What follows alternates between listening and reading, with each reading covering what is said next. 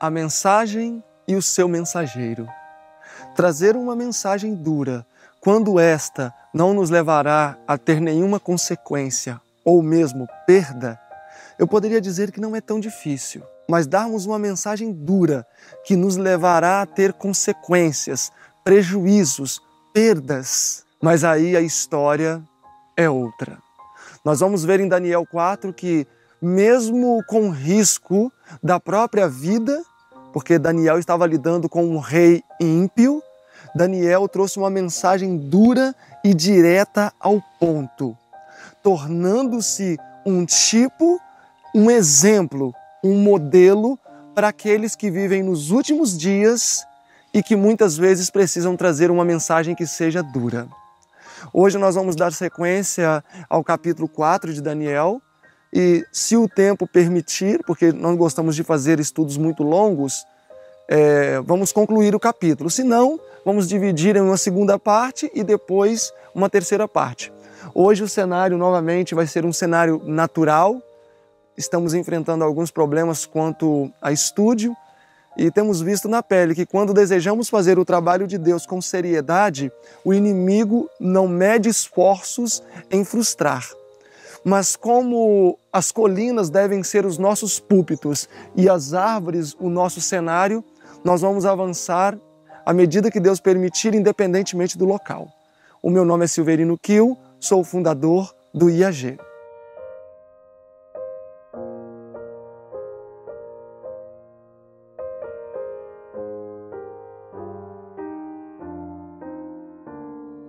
O texto que diz que o orgulho precede a queda se cumpriu de maneira precisa na vida de Nabucodonosor.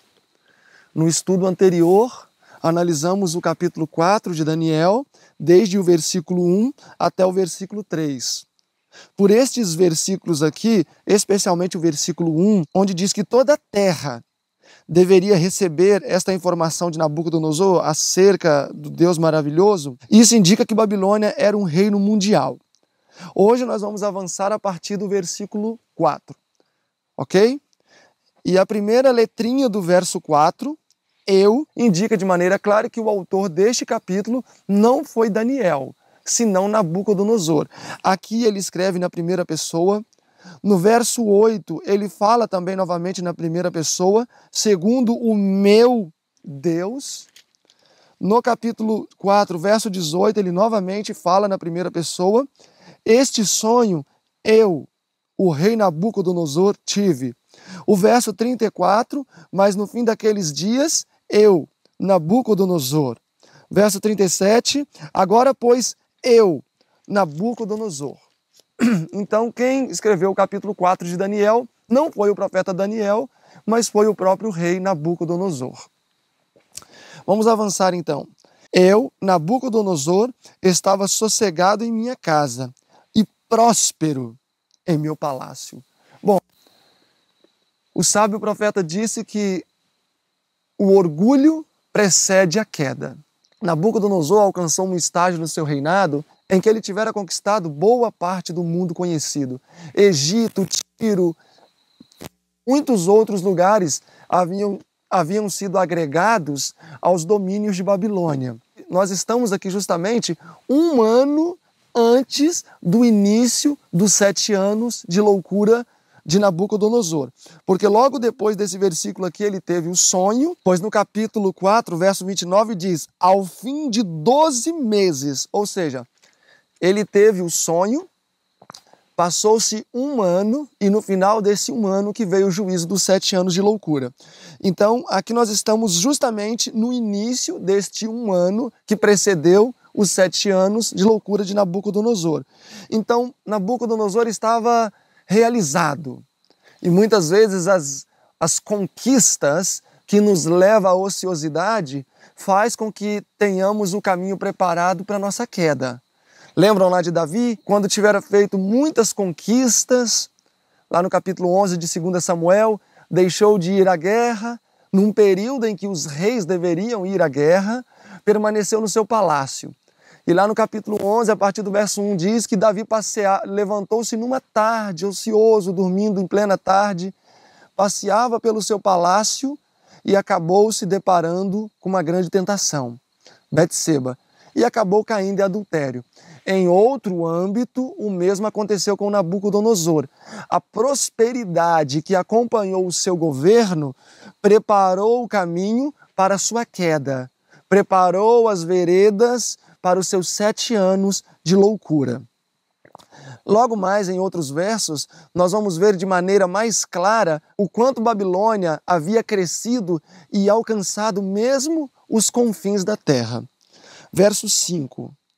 Eu tive um sonho que me espantou, e estando eu na minha cama, as imaginações e as visões da minha cabeça me turbaram. Verso 6. Por isso expedi um decreto, para que fossem introduzidos à minha presença todos os sábios de Babilônia, para que me fizessem saber a interpretação do sonho. Novamente, vemos que Nabucodonosor não aprendeu. Depois de tantos anos lidando com esta classe de pseudos, magos e adivinhos, ou seja, homens que não tinham qualquer condição de atender esse tipo de situação, Nabucodonosor insiste em solicitar o apoio dessas pessoas. Novamente, Daniel não foi chamado à primeira instância. Isto só nos mostra o quanto Deus sempre deixa o melhor para o final. Assim como Ele está reservando uma última geração para desafiar e vencer nesta última geração os poderes das trevas. Verso 7. Então entraram os magos, astrólogos, caldeus, adivinhadores, e eu contei o sonho diante deles, mas não me fizeram saber a sua interpretação. E isto era óbvio. Nabucodonosor já com certeza desconfiava que iria dar justamente nessa situação. No capítulo 2 ele não revelou o sonho, e os magos não puderam nem saber qual era o sonho, tampouco a sua interpretação. Aqui, Nabucodonosor, já mais velho, mais amolecido, ele revelou o sonho, querendo obter somente a interpretação. Mas mesmo os magos, tendo ouvido o relato do sonho, não puderam dar nem mesmo a interpretação. Verso 8, agora temos o melhor vinho. Mas por fim entrou na minha presença Daniel. Interessante que aqui ele se dirige a Daniel no seu nome hebreu, no seu primeiro nome, e não o seu nome babilônico, Beltesazar. Isso mostra que Nabucodonosor, com os anos, havia passado a respeitar muito Daniel. E por fim entrou em minha presença Daniel, cujo nome é Beltesazar, segundo o nome do meu Deus, no qual há o espírito dos deuses santos, e eu lhe contei o sonho. Então Nabucodonosor reconhecia em Daniel qualquer coisa diferente, qualquer coisa muito especial. Ele via em Daniel realmente um espírito diferente.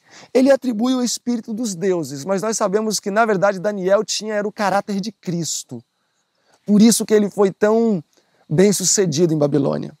Verso 9. Beltesazar, mestre dos magos, pois eu sei que em ti habita o espírito dos deuses santos, e nenhum mistério te é difícil. Diga-me as visões do meu sonho que tive e a sua interpretação. Nabucodonosor foi enfático. Daniel, diga-me qual é a interpretação. Ele não botou em dúvida a capacidade de Daniel de interpretar o sonho. Ele já foi enfático. Daniel, este é o sonho. Diga-me agora o que significa. A reputação de Daniel o precedia. Assim como, em muitos casos, a nossa reputação também nos precede. Vocês já identificaram o autor de um trabalho analisando somente o serviço? Quando eu era supervisor da agricultura no IEST, era bem interessante. Existiam vários alunos que eu era responsável. E à tarde, quando eu ia checar o nosso depósito de ferramentas, e cada dia um tinha a responsabilidade de organizar as ferramentas, era interessante que eu sabia exatamente qual aluno tinha organizado as ferramentas aquele dia, somente observando a maneira que as ferramentas estavam organizadas. Quando eu chegava lá e via enxadas misturadas com foice, de cabeça para baixo ou jogadas pelo chão, eu já sabia. Hoje foi o fulano de tal que arrumou.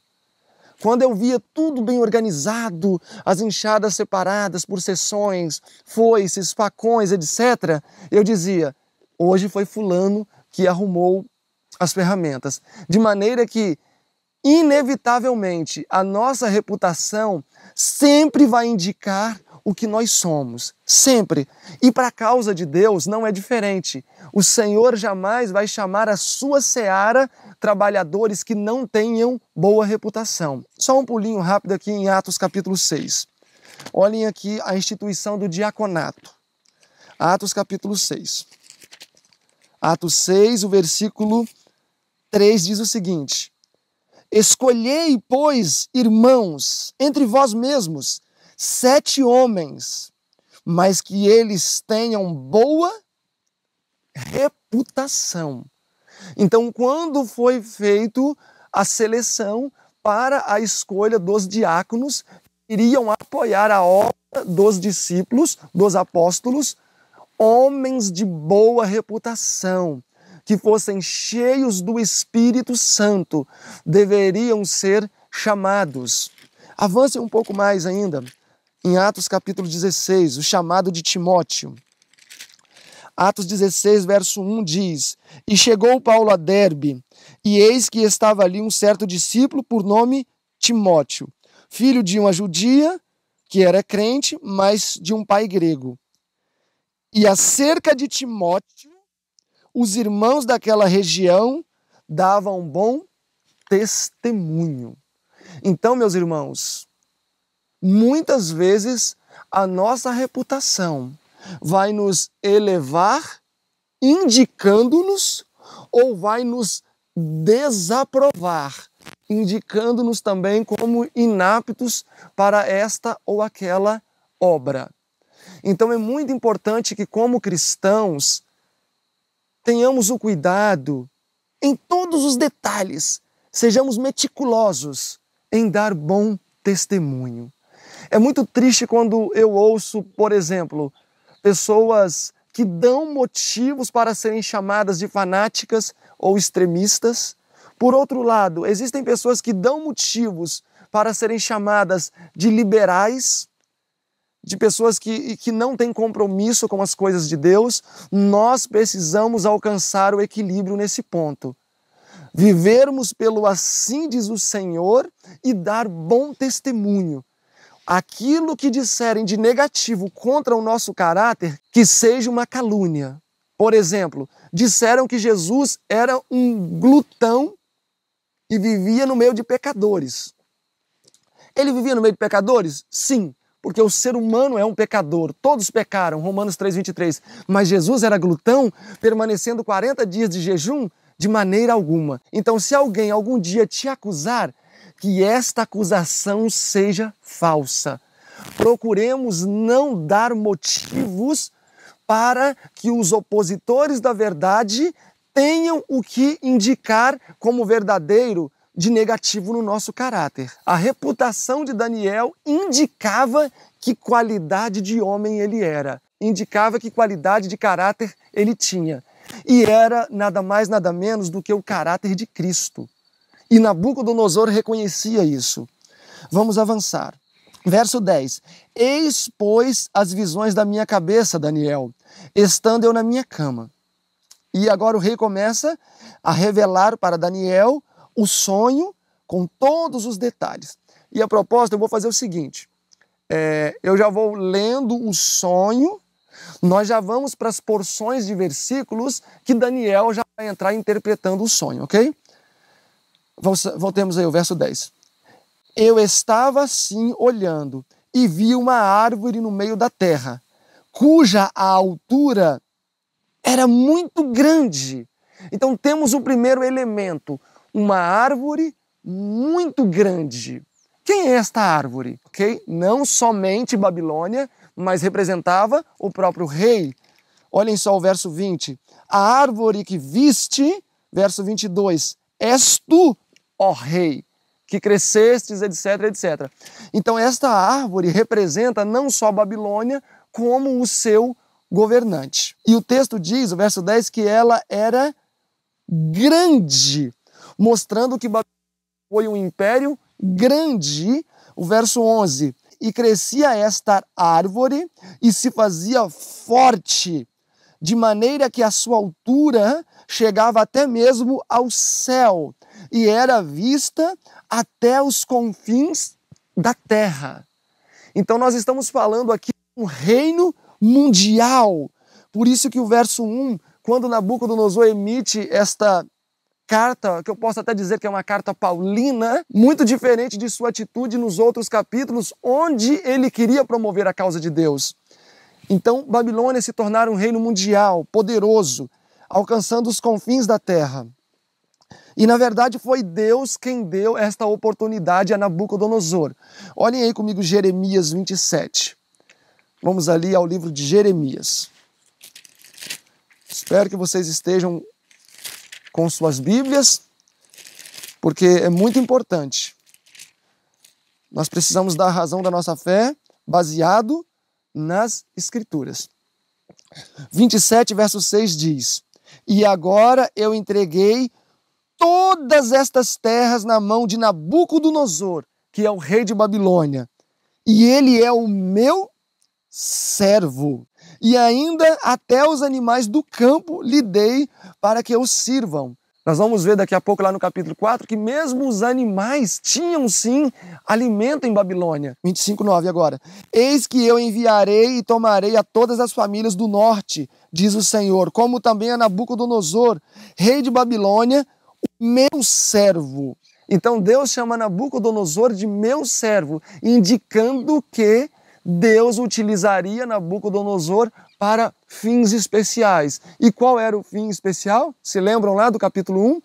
Deus utilizou Nabucodonosor para educar o seu povo, Israel. No caso ali, Judá, né?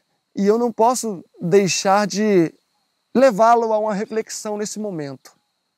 É tão triste olhar para a história do povo de Deus e perceber que, em vez de sermos sempre os mais especiais, sempre fomos a maior vergonha para a verdade. Deus teve que usar um rei pagão, líder de uma nação pagã, para educar o seu povo. Nos dias de Jesus, os judeus diziam: não temos outro rei senão César. Crucificaram o próprio Rei da Glória. Então é muito triste isso, pensar que Deus tem podido contar mais com os ímpios do que com o seu próprio povo. E com o seu povo ele pode contar somente com células isoladas, um Isaías, um Jeremias, um Daniel e os seus 3 companheiros, 12 apóstolos, um Abraão, um Abel, um Sete, um Noé, porque 8 entraram na arca. Um era Cão, pois era o filho do próprio Cão, que deu origem ao Egito. 7 somente íntegros, mas dos 7 a Bíblia chama somente Noé de justo. Então Deus sempre contou com a minoria dentro do seu povo e em muitas instâncias ele teve que contar com pessoas que não eram, que não professavam a fé na verdade. Se lembram do centurião? Jesus disse o quê? Em todo Israel eu não encontrei tamanha fé. E isso é muito triste. E a sua folhagem era formosa e o seu fruto abundante, se referindo à Babilônia como um todo. E havia nela sustento para todos. Eu não posso deixar de enfatizar aqui novamente. O texto diz que havia sustento para todos em Babilônia. Debaixo dela, os animais do campo achavam a sombra para descansar. As aves do céu faziam morada nos seus ramos, e toda a carne se mantinha dela. Sabem a quem Deus deveria estar se referindo nesse momento aqui? A Jerusalém. Em Jerusalém, todos deveriam encontrar abrigo, sustentação, proteção. Mas o texto diz que toda a carne encontrava esses elementos em Babilônia. Que o Senhor tenha misericórdia de nós nesses dias. 13. Estava vendo isto, Daniel, nas visões da minha cabeça. Estando eu na minha cama, eis que um vigia, um santo, descia do céu, um anjo, e eu acredito que seja possivelmente Gabriel, clamando fortemente e dizendo assim: derrubai a árvore e cortai-lhe os ramos, sacudi as suas folhas, espalhai o seu fruto, afugentem-se os animais de debaixo dela e as aves dos seus ramos. Ou seja, Babilônia estaria perdendo o seu poder. Caiu Nabucodonosor. Verso 15, mas deixai na terra o tronco com suas raízes. Eu sou agricultor. Hoje eu não tenho atuado tão diretamente quanto eu gostaria, porque eu estou na seara do Senhor, mas a verdade é que eu sempre fui agricultor. E eu já podei muitas árvores, e algumas que já não serviam mais, árvores velhas, que já não produziam mais, nós cortávamos. E era interessante que a maioria destas árvores que eram cortadas, mas que o tronco permanecia na terra, começava a rebrotar novamente. Então era necessário ter uma manutenção removendo aqueles brotos. Então aqui o texto diz que o tronco deveria ficar, ou seja, Nabucodonosor seria retirado do trono, mas ele não deixaria de ser rei, ou ele não perderia o reino. No final dos 7 anos, ele teria novamente o seu reino, assim como foi indicado pela profecia. Então o tronco deveria ficar atada com cadeias de ferro e de bronze. Esta era a certeza de que Nabucodonosor perderia a coroa, mas não o reino. Que no final da loucura ele novamente receberia o reino. Quanto ainda esse ponto aqui do tronco com suas raízes no chão rebrotar, eu gostaria que vocês olhassem aqui comigo o livro de Jó. Ali no livro de Jó, no verso 14, tem um verso bem interessante, falando justamente sobre essa questão da árvore rebrotar, etc. Isso que a gente está vendo ali. Jó capítulo 14, todos estão lá? Verso 7, diz o seguinte: porque há esperança para a árvore que, se for cortada, ainda se renovará, e não secarão os seus renovos, se envelhecer na terra a sua raiz e o seu tronco morrer no pó, ou seja, cortou a árvore e deixou só o tronco, ao cheiro das águas brotará e dará ramos como uma planta nova. Então, após 7 anos, água seria jogada nesse tronco, representando Nabucodonosor, e novamente ele brotaria. Verso 15, eu vou reler novamente.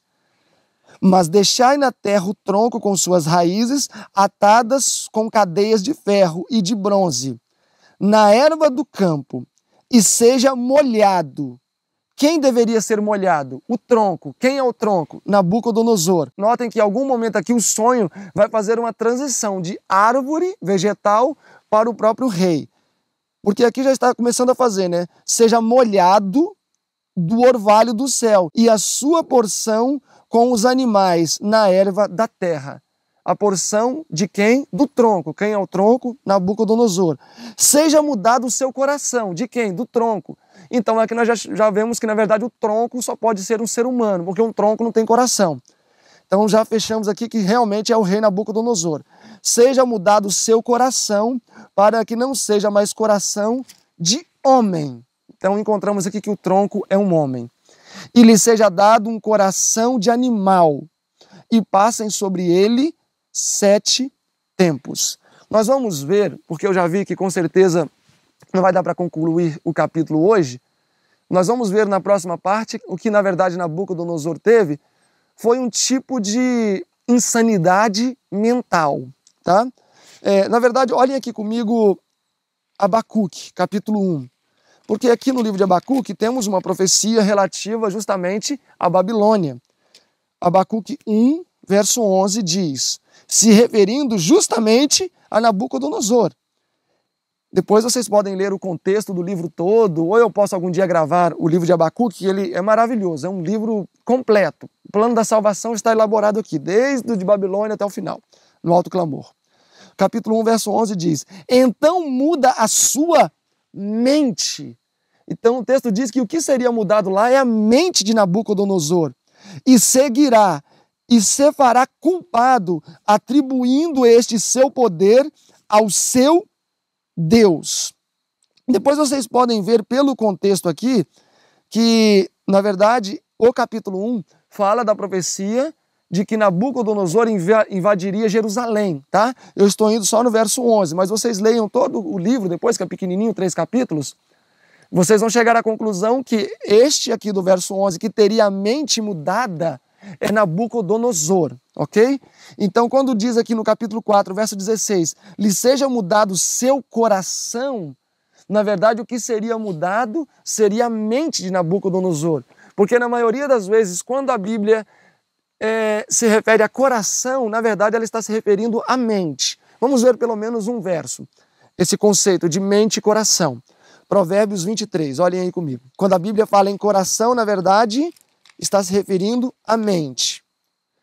Provérbios 23, versículo 7, diz assim, porque como imaginou no seu coração. Peraí, nós imaginamos no coração? Não, imaginamos na mente. Assim é. Então a Bíblia está relacionando aqui mente com coração.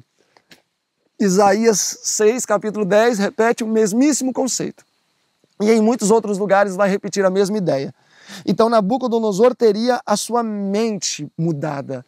Ele deixaria de ter a mente de um homem, ele deixaria de ter a razão que o homem tem, pelo menos deveria ter, mas hoje em dia a gente tem visto que os homens estão perdendo a razão, estão ficando loucos, e passaria a ter uma mente de um animal. Apesar que eu também acho que tem animais que seriam até ofendidos se tivessem a mente de alguns homens, né? Porque tem animais hoje que são mais racionais do que muitos seres humanos.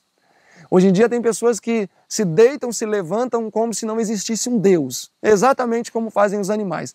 A diferença é que os animais respeitam os tempos e os limites que Deus estabelece. E nós, como seres humanos, não. Mas o fato é que Nabucodonosor teve a mente de um animal. Ele viveu no campo, a certeza é que os inimigos não iriam matá-lo, é que Deus o protegeu, porque as cadeias de ferro estavam o mantendo ali, a proteção dos anjos sobre a vida de Nabucodonosor, e ele viveu como um animal, solto, comendo grama. Deus colocou, na verdade, ele para ser vegetariano, né? E nós sabemos que no final de 7 anos, nesse detox potente, ele recobrou a consciência e estava verdadeiramente convertido, né? Vamos avançar aqui, o verso 17. Esta sentença é por decreto dos vigias, e esta ordem por mandado dos santos. Santos, vigia, a mesma coisa. A fim de que conheçam os viventes que o Altíssimo tem domínio sobre o reino dos homens e o dá a quem quer, e até ao mais humilde dos homens o constitui sobre eles. Quem que você pensa nesse momento, quando o texto diz que Deus pode constituir em um reino mesmo o mais humilde dos homens? Davi?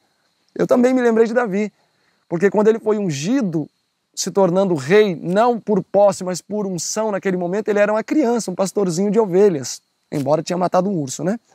Mas eu também me lembro de Gideão. Gideão era da tribo mais fraca de Israel, da família mais pobre, e ele era o menor da casa, e foi escolhido para fazer uma grande obra.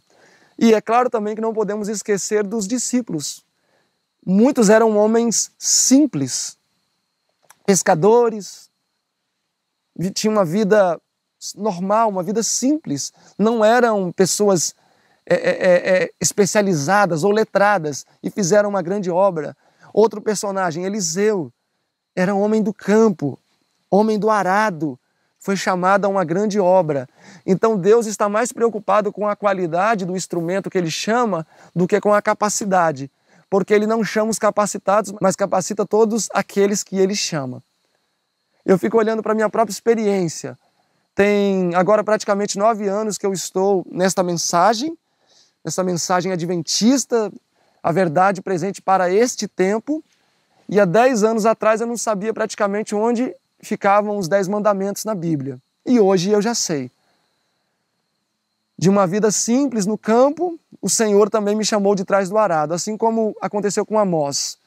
Amós 7,14 ele diz, eu não sou profeta nem filho de profeta, mas sou um agricultor. É claro que eu jamais teria capacidade de ser um profeta do Senhor, mas pelo menos em algo eu me identifico com Amós. Eu também fui e ainda continuo sendo agricultor, né? Então é Deus quem escolhe um instrumento e os capacita. Este sonho eu, rei Nabucodonosor, vi. Tu, pois, Belsazar, dizes a interpretação, porque todos os sábios do meu reino não puderam fazer-me saber a sua interpretação, mas tu podes, pois em ti o Espírito dos deuses santos habitam. Verso 19. Então Daniel, cujo nome era Beltesazar, esteve atônito por 1 hora, e os seus pensamentos o turbavam. Interessante que quando Nabucodonosor relatou o sonho, Daniel já instantaneamente sabia qual era a interpretação, que ele passaria 7 anos louco, enfim, teria essa sorte terrível, viver como uma besta, como um animal. E o texto diz que Daniel ficou turbado, ou seja, Daniel se compadeceu, se preocupou. Daniel se comoveu com a experiência que o rei Nabucodonosor teria. E quando a gente faz uma reflexão, lá no capítulo 1, Nabucodonosor foi o responsável por Daniel ser mesmo castrado, além de todas as outras coisas terríveis que aconteceram. No capítulo 2, ele foi o responsável quase pela morte de Daniel. No capítulo 3, lançou os seus 3 amigos dentro de uma fornalha. Mas aqui nós percebemos que Daniel havia perdoado verdadeiramente a Nabucodonosor, ou nunca tinha acariciado mágoa alguma pelo rei, porque ele se preocupou com o rei. E eu, hoje de manhã, quando eu estava lendo, preparando, os últimos detalhes para a gravação aqui, dando uma reavaliada aqui, me veio à mente a seguinte questão. A pessoa que tem dificuldade de perdoar é uma pessoa amargurada, é uma pessoa aborrecida, uma pessoa carrancuda, é uma pessoa infeliz. Na verdade, quando Deus disse para Pedro, Pedro perguntou, Jesus, eu devo perdoar quantas vezes? 7 vezes? Porque os judeus não gostavam de perdoar muitas vezes, eles gostavam de perdoar 1 ou 2 ou 3 vezes, era o que eles diziam que deveria ser dado de perdão. Então Pedro, querendo ser generoso, disse, Senhor, devemos perdoar 7 vezes? Ou seja, 4 vezes a mais do que os judeus perdoavam? Aí Jesus responde, Pedro, nós devemos perdoar 70 vezes 7, que seria justamente 490. Foi o tempo de perdão que Deus deu para a nação judaica, as 70 semanas, 490 anos de perdão, 70 vezes 7. Quando perdoamos, somos mais abençoados do que aquele que recebe o perdão. Deus não pede que perdoemos para benefício daquele que será perdoado, mas sim para o nosso próprio benefício. Quando nós ficamos carregando mágoas, quando ficamos acariciando ruins suspeitas de outras pessoas, isso polui o nosso sangue, polui a nossa mente e o resultado não é bom. Vocês se lembram da história de José? Vocês me permitem abrir um pequeno parêntese de 1 minutinho para lermos 1 ou 2 versos? Olhem aqui, Gênesis capítulo 45 comigo. Se recordam toda a maldade que José sofreu, né? José sofreu um trauma terrível. E no capítulo 45 de Gênesis, quando ele se revela aos seus irmãos, o verso 5 diz, agora, pois, disse José, não vos entristeçais, nem vos pese os vossos olhos por me haveres vendido para cá, porque sei que para a conservação da vida Deus me enviou adiante de ti. Verso 15, e beijou a todos os seus irmãos, chorou sobre eles e depois seus irmãos falaram com ele. José perdoou verdadeiramente aos seus irmãos. Por isso que José era bem disposto. Então eu não sei se você que está me ouvindo nesse momento está passando por alguma situação assim de dificuldade de perdoar. Sonde o coração, porque assim eu lido com muitas pessoas e é interessante que faz um tempo atrás eu fiz uma viagem, não sei para onde mais, mas não, uma viagem que eu não me recordo mais o local. E o esposo de uma senhora, há 20 anos atrás, tinha cometido adultério. E ela falou que havia perdoado. Não, eu perdoei porque Deus, né, pede que perdoemos. Lembra lá de Oséias? Mas eu passei uma semana ali com eles, uma semaninha, e eu pude perceber que ela não tinha perdoado. Vez pós vez, ela tocava no assunto. Vez pós vez, eu via ela assim com um espírito muito abatido, e aí o esposo chegava e ela instintivamente dava uma resposta agressiva ou às vezes abrupta para ele quando ele perguntava alguma coisa. Então eu percebi que ela não havia perdoado 20 anos depois, crendo que tinha perdoado. Então o perdão é divino, o perdão é o lavar da alma. É igual quando você chega, às vezes eu passo isso aqui atrás, que não está dando para ver, mas do lado de lá tem um rio e tem 3 cachoeiras, tem uma ali, uma aqui assim, outra em cima.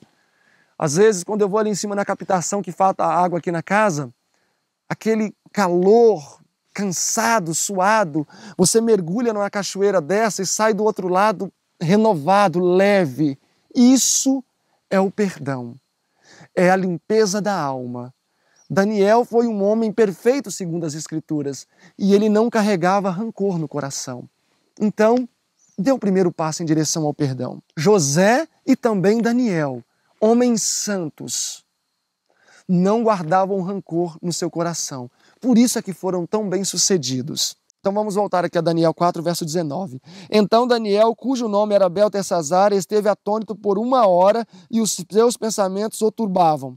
Falou, pois, o rei dizendo: Daniel, não te espante o sonho, nem tampouco a interpretação. Respondeu Daniel dizendo: Senhor meu, seja o sonho contra os que têm ódio de ti, e a sua interpretação contra os seus inimigos. Por mais que Nabucodonosor, neste momento, tenha sido amistoso com Daniel, de certa forma aberto, Daniel, pode ser franco, eu aguento. Qual é a interpretação do sonho? Eu confio nessa interpretação. Daniel, contudo, não estava isento de sofrer consequências.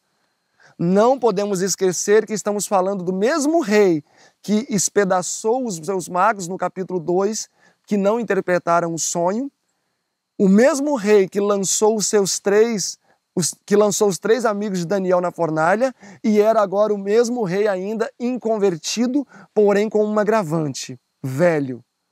Pois saibam de uma coisa, com o passar dos anos, os nossos defeitos de caráter vão acentuando-se cada vez mais.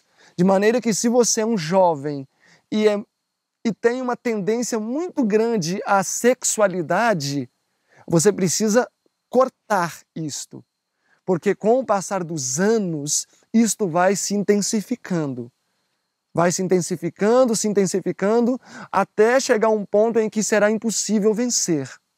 Então, Nabucodonosor era velho nesse momento, idoso, com certeza cheio de hábitos terríveis, e Daniel estava assim em perigo. Tanto que a irmã White, no Profetas e Reis, na página 517, ela diz o seguinte, olhem aí comigo, Profetas e Reis, página 517. O profeta Daniel compreendeu que sobre ele tinha Deus colocado o solene dever de revelar a Nabucodonosor o juízo que estava prestes a sobrevir, em virtude do seu orgulho e arrogância. Daniel tinha que dizer a verdade, fossem quais fossem as consequências para si. Aí agora eu faço novamente menção à parte introdutória. Dar uma mensagem que você não vai ter consequência alguma, não vai sofrer nenhum dano, não vai nem perder o prestígio, é muito fácil. É confortável e é até gostoso estar diante da tribuna. Mas e quando você tem que apresentar uma mensagem que vai ter sérias repercussões?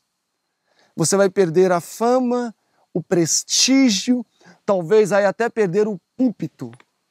Não é mais difícil? Eu tenho visto tantas pessoas que eram corajosas se trocarem por um microfone, se trocarem porque não querem perder o nome, não querem perder o prestígio e começam a dizer: ah não, esse assunto eu não prego porque é polêmico, divide a igreja. Aquele assunto não é importante porque causa muita agitação. Não podemos esquecer que Jesus trouxe a espada e a espada divide. Então, quando Deus nos chama para dar uma mensagem, nós não devemos consultar quais tipos de perdas vamos sofrer. Porque no caso de Daniel, não só aqui, mas em outros momentos de sua vida, ele correu o risco de perder a própria vida. E mesmo assim, ele não oscilou em trazer a mensagem. Olhem aqui um outro exemplo de uma pessoa que trouxe uma mensagem direta, mesmo com risco de perder a própria vida. Elias, o tisbita. Olhem aqui comigo. Profetas e Reis, na página 121.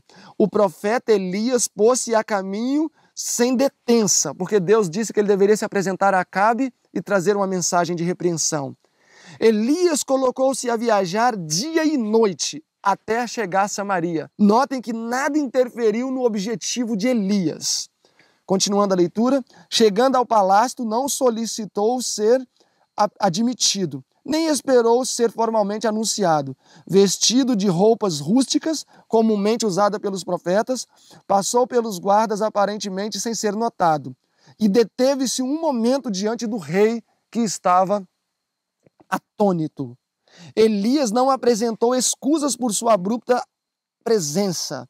Alguém maior do que o rei de Israel tinha o comissionado para falar.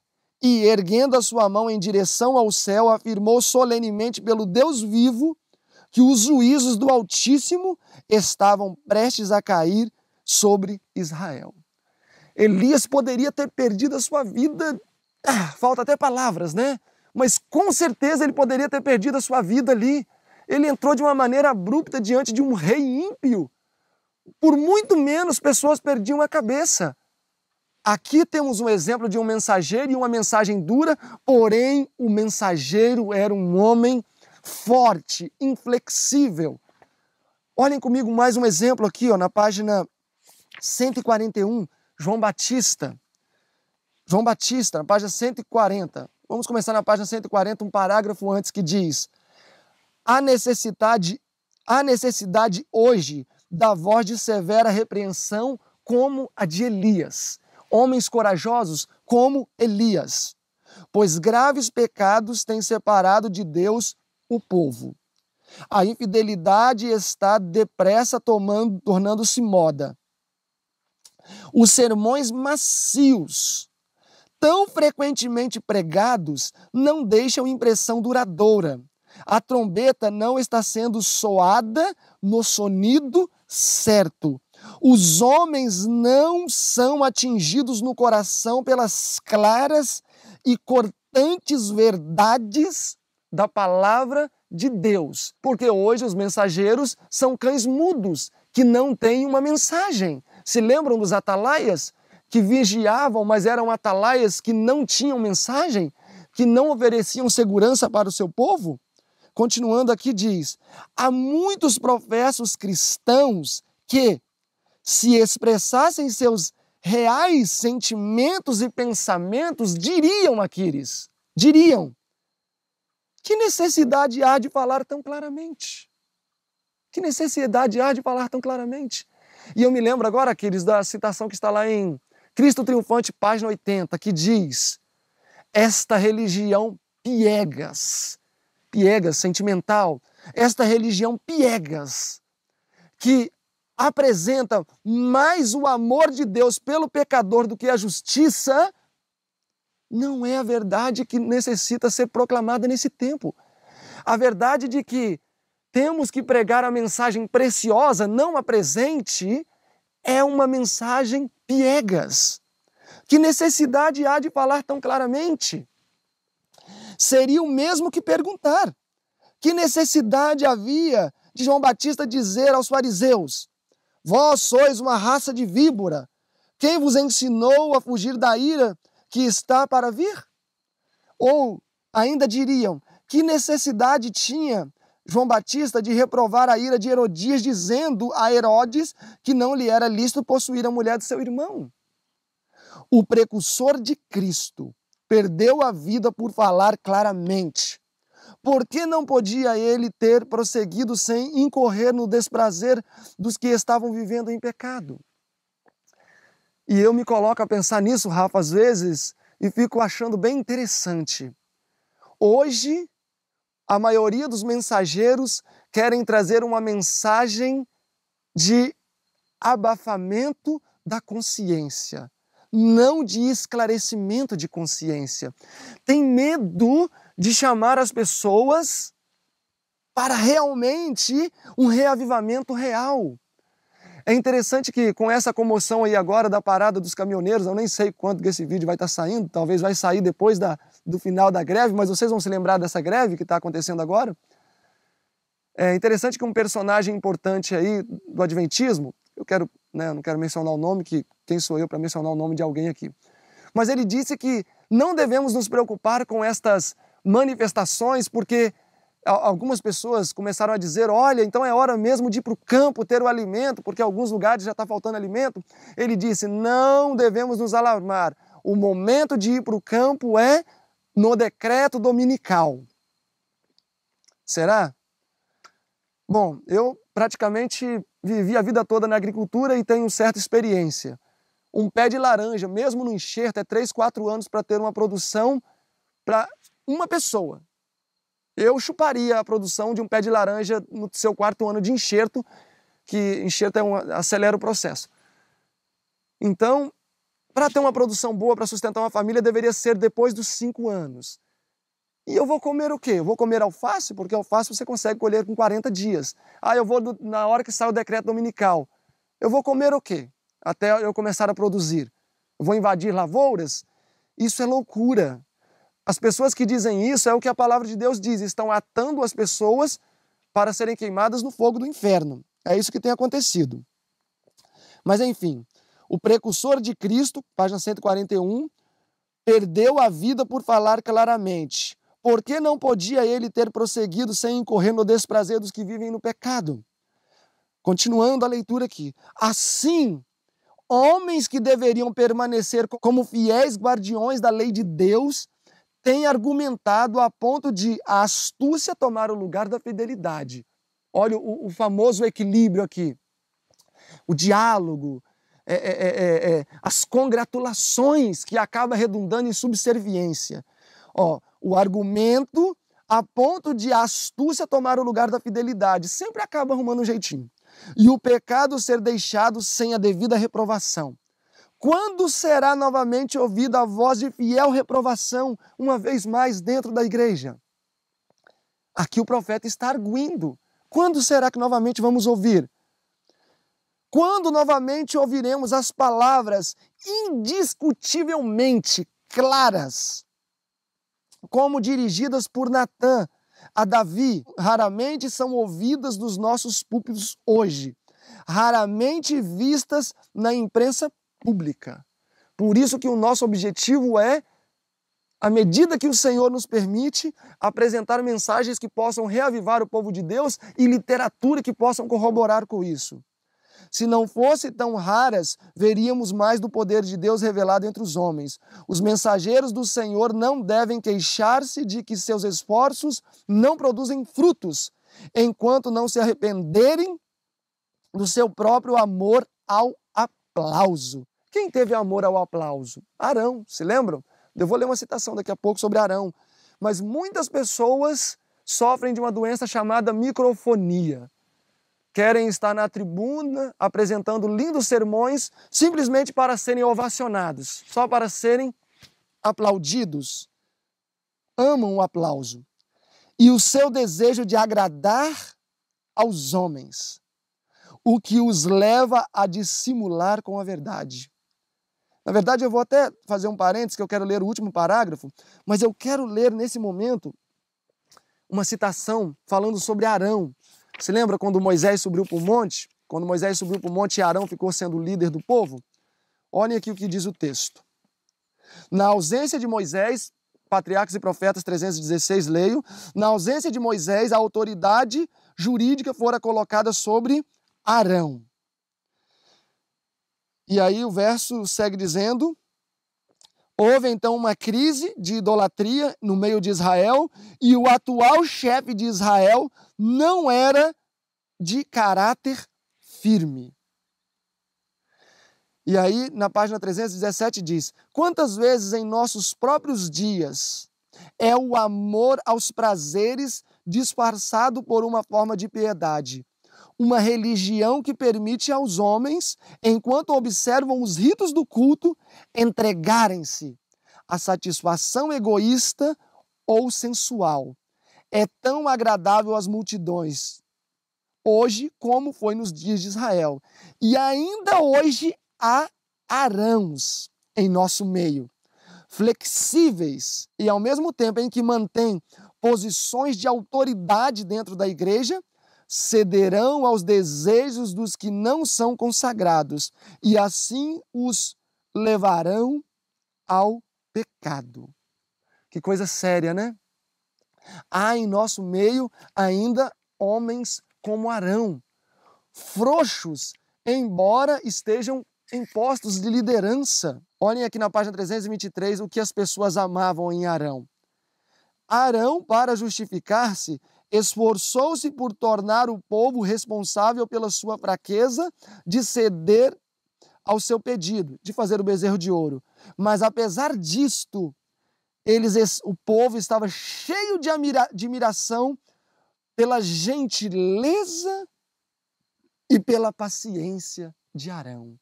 Ou seja, um líder complacente, um líder que gostava de falar aquilo que o povo queria ouvir.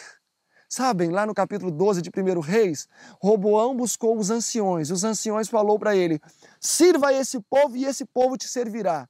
Ele buscou o conselho dos jovens e os jovens disseram: oprima esse povo e esse povo te respeitará. Os anciãos falaram aquilo que Roboão precisava ouvir. Os jovens falaram aquilo que Roboão gostaria de ouvir. Hoje, a maioria dos líderes não falam aquilo que o rebanho precisa ouvir, mas sim aquilo que o rebanho gostaria de ouvir. E este mesmo perfil tinha Arão. Na página 324 de Patriarcas e Profetas segue dizendo: aqueles que são honrados com uma missão divina não devem ser fracos e flexíveis servidores de ocasião. Não devem ser fracos e flexíveis. Agora eu falo fortemente a todos os líderes, e eu incluo nesse momento líderes também do lar, a todos os homens, que não sejam frouxos, sejamos cristãos machos de verdade. Não devem ter como seu objetivo a exaltação própria, nem afastar de si os deveres desagradáveis, mas sim efetuar a obra de Deus com inabalável fidelidade. É isso que Deus espera de nós hoje. Inabalável fidelidade. Continuando a leitura de Profetas e Reis, na página 141, segue dizendo: os ministros que apreciam agradar aos homens, que clamam paz, paz, quando Deus não falou de paz, bem deviam humilhar o seu coração perante Deus, pedindo perdão por sua insinceridade e falta de coragem moral para reprovar o pecado. Então é falta de coragem moral não reprovar o pecado. Não é por amor ao próximo que eles abrandam a mensagem. Olha que ponto interessante.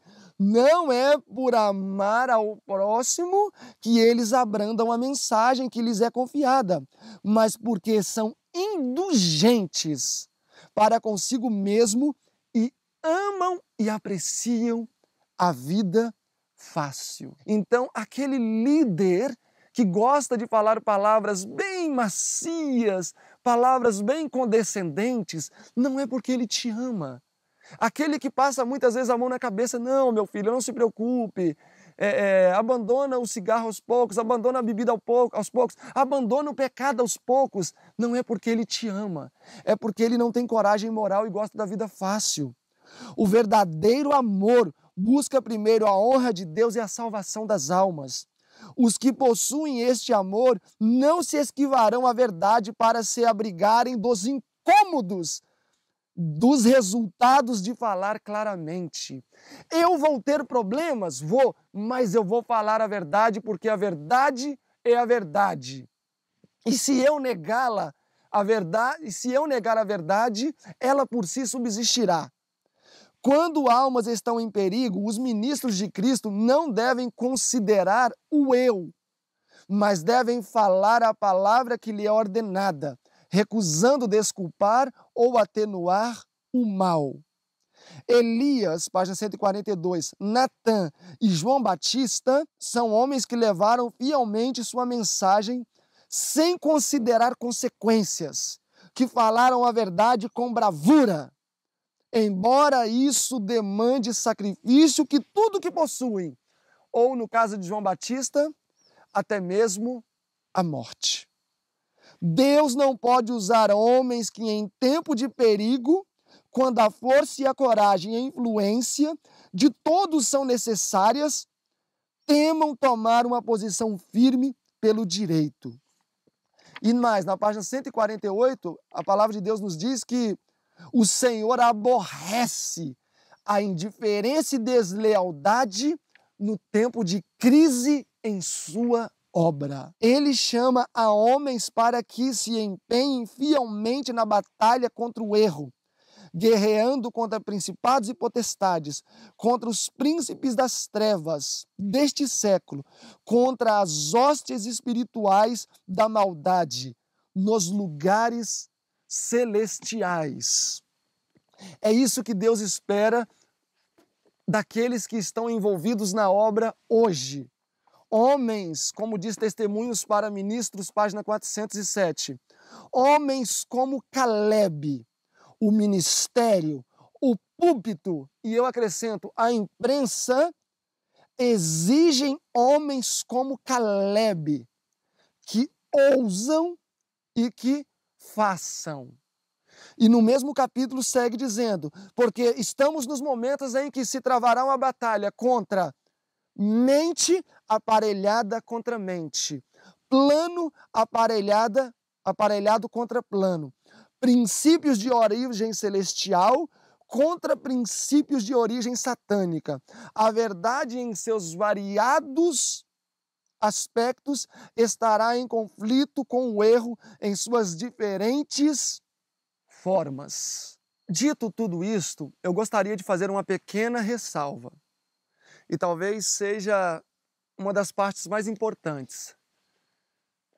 Daniel, quando trazia uma mensagem de reprovação, ele não fazia na carne, senão no espírito.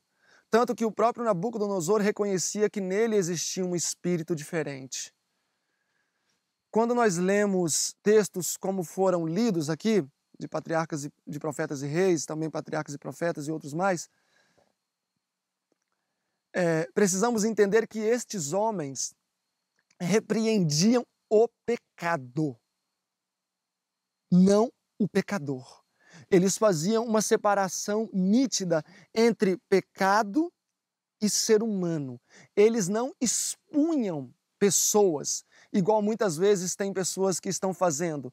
Hoje tem pessoas se intitulando Voz que Clama no Deserto e em muitos lugares estão expondo as pessoas. Deus não nos chamou para expor pessoas. Deus nos chamou para expor o pecado. todo aquele que está expondo pessoas, que está expondo a igreja de Deus, a igreja remanescente, a igreja dos adventistas do sétimo dia, não tem feito uma obra recomendada pelo céu. Deus nos chamou para advertir, sim, as pessoas, mas não condená-las ou atacá-las.